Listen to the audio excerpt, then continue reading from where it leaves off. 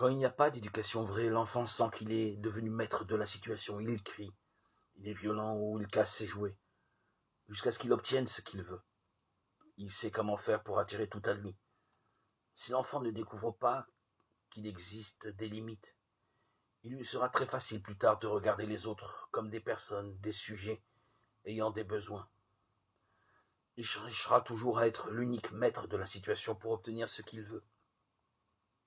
Ce genre de situation est particulièrement difficile et dangereux quand l'enfant vit seul avec sa mère, qui est en manque d'affection à cause de l'absence ou de l'attitude du mari. Elle risque de trop dépendre affectivement de l'enfant. Il découvre alors le pouvoir qu'il a sur elle et sa capacité de la manipuler.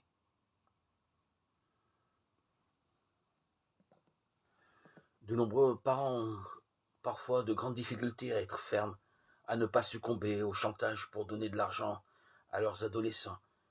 Ils ne vivent plus, ils sont toujours tournés vers ce qu'ils appellent le malheur de leur fils ou leur fille. Ils veulent à tout prix empêcher que l'enfant tombe dans l'abîme.